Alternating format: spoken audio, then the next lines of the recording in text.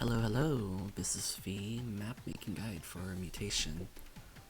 If you're watching this video, then you should probably know how to use ROBLOX Studio already, and if you don't, then there are plenty guides on YouTube that you should probably watch before coming back here. Now onto the stuff that you should probably get before making your map. First off is obviously the map kit, which you can find, here, or in the description, or you can find it on the Discord server, in the announcements channel, pinned messages, blah blah blah. Scroll down, you get the point. This helps you format your map for submitting, and makes it a lot easier to be implemented into the game with like no hassle at all. There's some recommendations that I have in regards to plugins. Part picker basically just like lets you pick random parts with properties and like randomly select some, which really helps with variety when you're making stuff look good, I guess. Surface tool allows you to add studs, inlets, blah blah blah, other stuff onto parts, which is good because Mutation has like a retro style, so of course you'd like to add studs onto your parts. So I'll be linking these two in the description as well. Now that you've opened ROBLOX Studio, there are a couple of things that you want to check in your Explorer before you begin to make your map. First off is the lighting. You want to make sure that your technology is set to future, because Mutation uses future lighting and it might look different in-game than how you anticipated it to be. The base map size is 400 by 400 studs. You can change it here from the base plate, or you can just make a known like a part that's 400 by 400. Most maps are like this, like Castle, Hideout, Mutant City.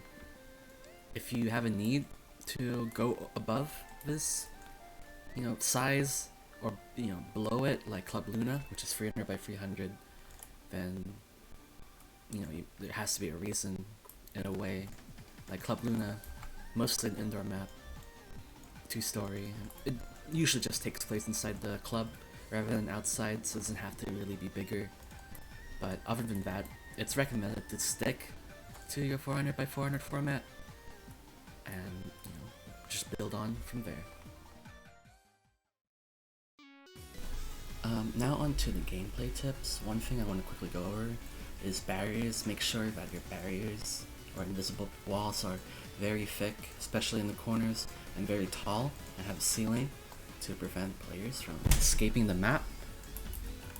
Now, if we go into talking about points of interest, I would suggest to stay out from spamming the same type of thing, like multiple ramps, as your map can get very boring very quickly, and if your map just follows one trope, then it's not very fun. Try to mix it up a little bit throughout the map, and make sure your map isn't too similar to any existing maps in-game already, which is why I suggest to play the game a little bit, so you can gain an understanding of how each map plays out from each other and stuff. And also keep in mind how different zombies like Nuke, Lash, or Spitter would play out on these interactions, and make sure that it's not too unfair for one another. Yeah, that's basically it. Okay, anyways, moving on to enclosed areas and stuff. When you're making a room or like a small area like this, if there's only one entrance, then it really creates a not much of a fun experience. A cornered human is usually free for zombies, and it's not that fun, especially with zombies like Spitter or Zap, who can just spit a puddle or put a zap mine at the entrance. Humans don't really have a chance to reposition themselves, or at least like escape. This also applies to stuff like human spawns, where humans are at during the grace period, as if there's only one way where humans are supposed to get out, then stuff like Explode can just easily chip away health from all the humans who are trying to get out at once. Which is why, as a solution to this problem, I suggest having multiple, ways of getting in and out of these areas, as humans can, decide and not get bombarded from one opening, at least.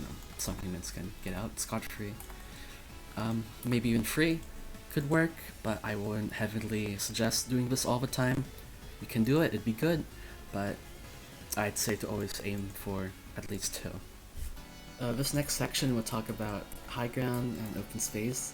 When designing high ground, make sure there's more than one way to get up there, either 2 vines or like stairs or something like that, as if there's like only one way, then humans could easily guard it, and zombies will have a difficult time getting up, because there's humans watching over, but one way of getting up. Of course there's other alternatives like parachute, leap, other stuff like that, but even then, it's suggested that you avoid something like this. Now, if we're talking about large open areas, it usually creates an unfun gameplay experience for zombies, because humans with guns can just like, gun them down from a distance and before they even get a chance to get near. And people can spot zombies coming from a mile away. So, try to have cover in your map, whether it be through walls, crates, or elevated terrain, as it helps zombies close in the distance between them and humans a lot easier, and also just like creates a lot more tense gameplay rather than just boring, oh, I sniped this person across the map because I can see them, and the ground's flat, blah blah blah. Yeah, there's plenty of other ways to use this, but it's the main takeaway. A choke point is when like it's a long, narrow area and very cramped and stuff. Take the tunnel on Crossroads between Black Rock and Lost Temple, for example, where people just like hide in there during stage 5 where the zombies are going around, but trowels and walls. It's very unfun and tedious, takes a lot of time out of gameplay, and I think a lot of people can agree on that. So I'd say to avoid having too many choke points in your map, or at least make them like shorter and like more spacious at least, so that your gameplay quality will be better in a way. The last tip I have on gameplay is talking about zombie spawns.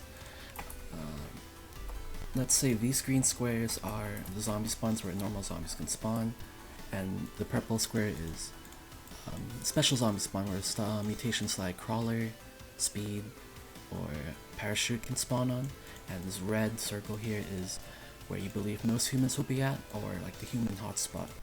Hello, quick note, the hotspot that you might have in mind when making a map might not be the actual place where humans might be, chilling out during an actual game, so just keep that in mind. Thank you. If you believe the human hotspot will be like around here, try to make zombie spawns around it or near it, where it allows zombies to take different angles and approaches on where the humans are at, and maybe put special spawns like closer to the human hotspot with like a bit of high ground, but just keep stuff like spore zombies in mind, as they can place down mobile spawns and stuff. One thing I would heavily suggest to avoid is having a spawn directly in the middle, as it allows zombies to have a much easier time with the game and gives them control of the map almost immediately.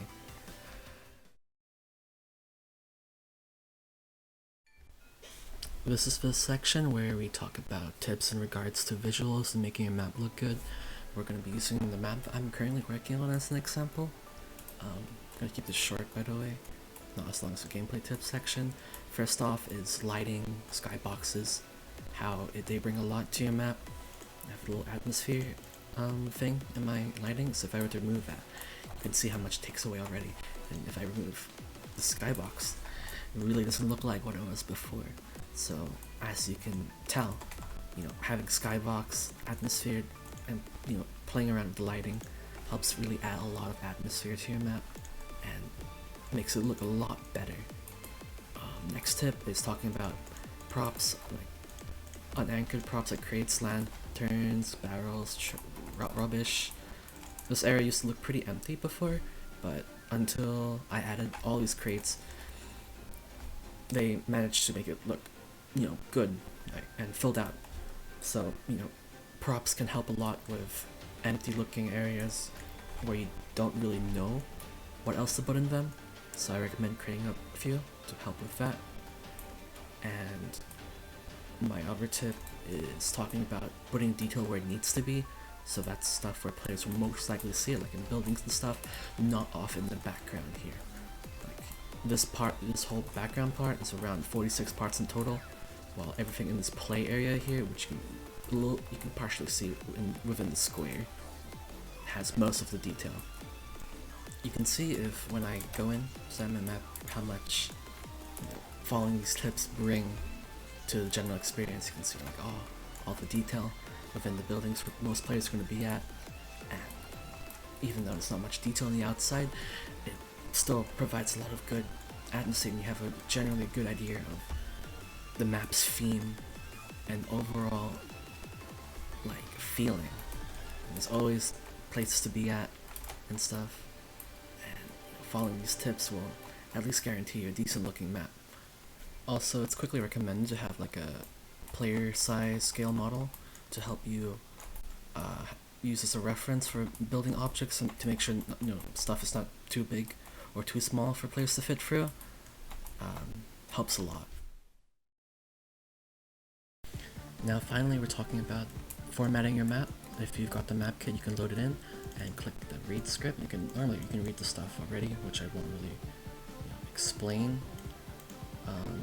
But one thing I recommend to do is have like a create a request script, and just write like my lighting settings, ambience, 0, so on to have your specific lighting, and have like your atmosphere just like along with the skybox in the normal thing.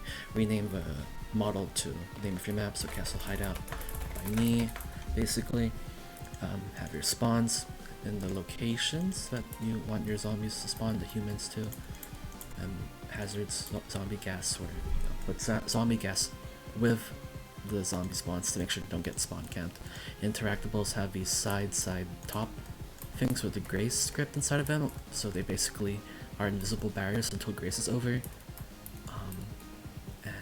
And that's pretty much it. If you understand the game, you won't really have much trouble understanding this map kit either, and if you have any questions, you can just ask on the Discord either way. And finally is submitting your map. You have to be on the Mutation Discord to do it and be verified so you can access, suggest, and submit. You have to go and create a new post, make like my map, and then map selection, have like a link to your place with the map in it, pictures of your map, and basically to click the maps tag. Basically, you just post it, and people take a look at it, and if you like to, also hand like a RBXM file of it to like a Necro or me, or basically, which you can do by like Castle Hideout, like right clicking your model and clicking save to file. And basically that's pretty much the essentials you need to know in making a map. The rest really just comes with experience and learning from your mistakes. That's all I really have to say. Again, if you have questions, you can just ask me on the Discord. It's 4 AM. I'm really tired. I have to go to sleep. Bye. Goodbye. Thank you for watching. Subscribe.